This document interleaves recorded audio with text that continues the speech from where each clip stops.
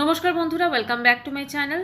তো আজকের কী নিয়ে কথা বলবো অবশ্যই বুঝতে পেরেছেন। আজকে আমি কথা বলবো এখন ওয়াইটিতে যেটা চলছে, মানে এখন রিমি, প্রীতম, আরও প্রীতমের যে গার্লফ্রেন্ড, আমি তার নাম নিতে চাই না, গার্লফ্রেন্ড বা প্রাক্তন স্ত্রী, তো এই সব নিয়ে ভীষণভাবে ওয়াইটিটা তোলপাড় হয়ে গেছে। এবং এই তোলপাড়টা আরও হয়েছে আমাদের সমাজসেবিকা ম্যাডাম আসার পর থেকে। তো যাই হোক, আজকে সকালবেলা রিমির মায়ের একটি ভিডিও দেখলাম। সেখানে সে যে কথাগুলো বলছে, একটা মায়ের যে কষ্টটা সেটা অবশ্যই উঠে এসছে তার মধ্যে। সেখানে যেমন যে খাবারগুলো রিমি হয়তো খেতে ভালোবাসে আর রিমি শ্বশুরবাড়িতে সেগুলো খেতে পাচ্ছে না, সেটা আমরাও বুঝতে পারছি। তো সেই যে মায়ের কষ্ট সেটা প্রকাশ করেছে আর কি। তো কথা হচ্ছে যে এদিকে কালকে রিমির যে দিদা শাশুড়ি, তিনি রিমির শাশুড়ির মুখোশ খুলতে গিয়ে অনেক কথা বলে ফেলেছেন, মানে রিমির ওখানে কি কি অসুবিধা হয় সব কিছু।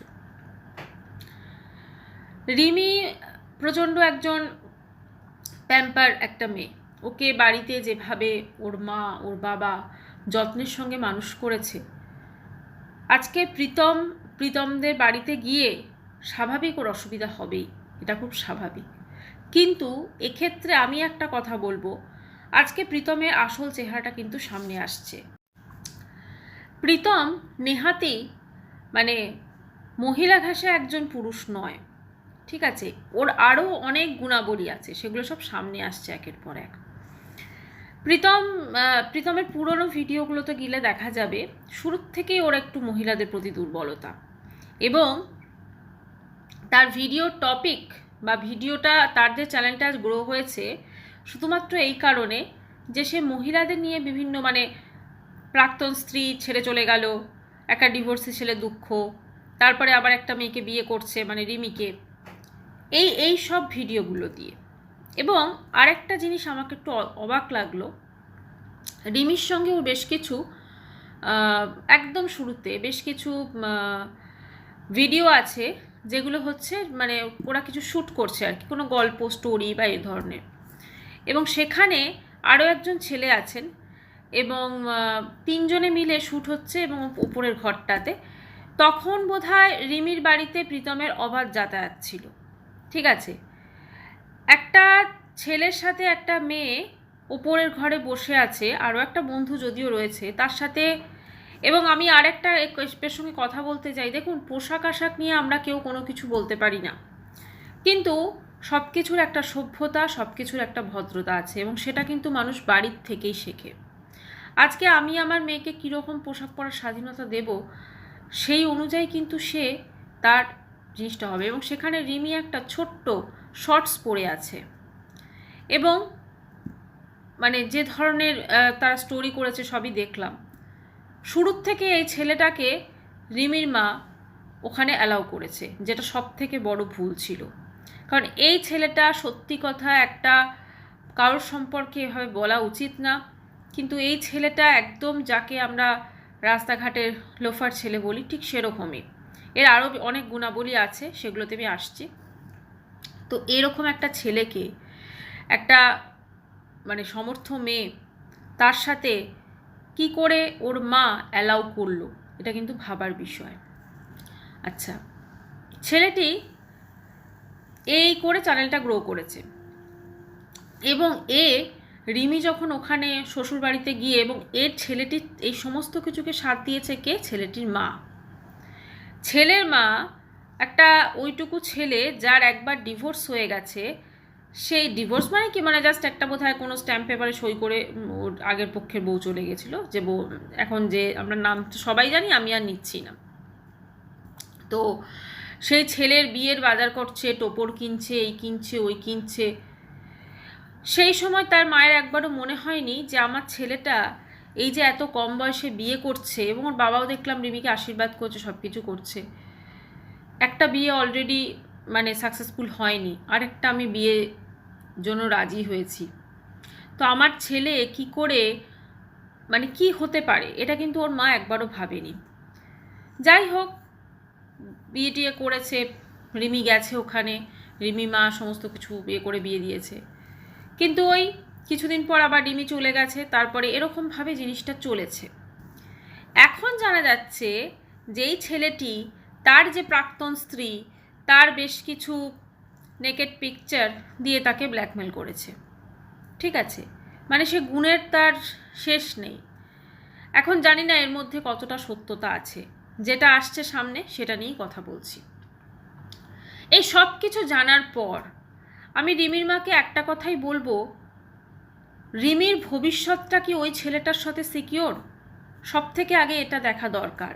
আজকে ধরুন ওর মেয়ের বলছে আমার মেয়ের তবু ওই ছেলেকেই পছন্দ, অবশ্যই ওই ছেলেকে ওর পছন্দ, ওই ছেলেকেও ওর মনে হচ্ছে ও ভালোবাসে, কিন্তু এটাও দেখতে হবে প্র্যাকটিক্যালি কতটা ঠিক। আজকে রিমির পুরো জীবন পড়ে আছে, এখন তো জীবনের কিছুই না, পুরো জীবনটা পড়ে আছে। এই ছেলে যে এইটুকু বয়সে এত কিছু কাণ্ড করে ফেলেছে, সে রিমিকে কতদিন সুখে রাখবে? আর জোর করে সংসার হয় না। আজকের এই যে কাণ্ডগুলো হচ্ছে, ক্ষতিটা আমার মনে হয় রিমির বেশি হচ্ছে।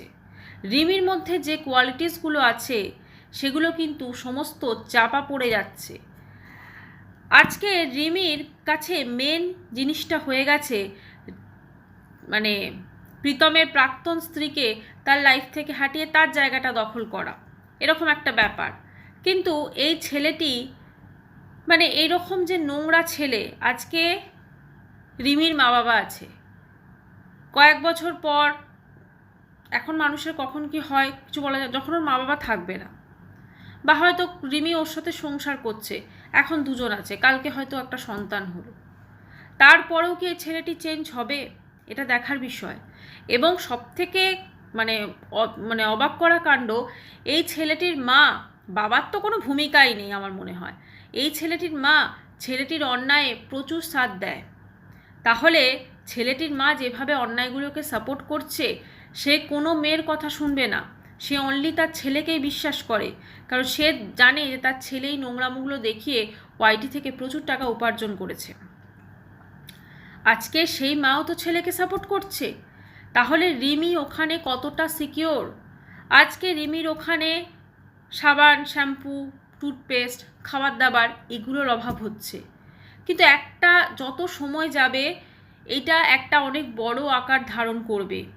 এখন আমি বলছি না যে রিমি প্রীতমের থেকে আলাদা হয়ে যাবে, কিন্তু অ্যাটলিস্ট ওর বাড়ির লোকের এটা বোঝানো উচিত। ওই রকম একটা ছেলে রিমিকে কোনোদিন সুখে রাখতে পারবে না, আজ অবধি পারেনি, আগেও পারবে না, যার ওই রকম ধরনের স্বভাব। এবং সব সময় এত কিছু করে ফেলার পরও সে ছেলেটি এটা দাবি করছে হয় ওই মেয়েটি দোষী নয় রিমি দোষী, সে ইনোসেন্ট। ঠিক আছে, তো এই ছেলেটি পারবে না কখনো রিমিকে সুখে রাখতে, পারবে না কখনো প্রাক্তন স্ত্রীকে, যে আমি তার নাম নিচ্ছি না, তাকেও খুশি রাখতে। এই ছেলেটি এমনও হয়তো বা দিন আসতে পারে এদের দুজনকে ছেড়ে দিয়ে অন্য আরেকজন এর লাইফে আসতে পারে, যে এত ছোট বয়স থেকে এগুলো করে করে তার অভ্যেস হয়ে গেছে। আজকে যখন রিমি ওদের বাড়ি ছিল না, প্রীতমের মা তার প্রাক্তন স্ত্রীকে ওখানে ঢুকিয়ে সেখানে 24 ঘন্টা থাকতো, আমরা সবই দেখতে পেতাম, ওর সাথে বেড়াতে যেত, যা খুশি করেছে সেটা আমরা দেখতে পেয়েছি। এই নোংরামোগুলো আমরা ওপেন দেখেছি। এবং এ প্রসঙ্গে আমি আরেকটা কথা বলতে চাইব, সেই সময় প্রচুর দর্শক, প্রচুর ভিউয়ার্স ওর কমেন্ট বক্সে গিয়ে বলতো তোমরা দুজন এক হয়ে যাও, মানে প্রাক্তন স্ত্রী আরও, মানে ঈশানী আর প্রীতম, তোমরা এক হয়ে যাও, তোমাদের জড়িটাই ভাল লাগছে, রিমির জড়ি ভালো লাগছে না। তখন এই মানুষগুলো একবারও ভাবেনি যে এটা যেটা করছে এটা ঠিক নয়, আজকে এটা করেছে রিমিকে কষ্ট দিচ্ছে। আজকে আরেকটা কথা আমি এ প্রসঙ্গে বলতে চাই সমাজসেবিকা ম্যাডামের কাছে। আজকে শুনছি নাকি ঈশানীর মোবাইলটাও নিয়েছে, প্রীতমেরটা তো নিয়েছে মানে পুলিশ। তো একটাই বলার, এক্ষেত্রে কিন্তু রিমি এবং ওর বাড়ির লোকও কিন্তু অনেকটা এই অন্যায়কে সাপোর্ট করেছে। আজকে একটা চাইল্ড ম্যারেজ অবশ্যই অন্যায়, কিন্তু এই চাইল্ড ম্যারেজটার সময় যে যে ছিল ওখানে, আজকে রিমির মায়ের কখনো উচিত হয়নি ওরকম একটা ছেলের সঙ্গে ওইটুকু বয়সে রিমির বিয়ে দেওয়া। তাহলে এই ঘটনাগুলো ঘটতোই না, এগুলো তারও উচিত হয়নি। আর একটা জিনিস বলবো, আজকে সমাজসেবিকা ম্যাডাম যে কাজগুলো করছে হয়তো খুব ভালো কাজ করছেন, কিন্তু ওনার যে সারাউন্ডিংটা হয়ে গেছে, মানে উনি যার চ্যানেল থেকে বসে লাইভ করেন বা আরও যারা রয়েছে তাদের মুখের ভাষা এবং তাদের কর্মকাণ্ড, সেগুলো যেন উনি একটু খেয়াল রাখেন, কারণ তারাও কিন্তু এদের থেকে কোনো অংশে কম হবে না। আরেকটা কথা লাস্টে বলবো যে প্রীতম আজও ভিডিও দেয়নি, জানি না ওর ভিডিও দিতে পারবে কি পারবে না, তবে হ্যাঁ এটাও রুজি রোজগার অবশ্যই, কিন্তু ও যদি কোনো অন্যায় করে থাকে সে যেন যথোপযুক্ত শাস্তি পায়।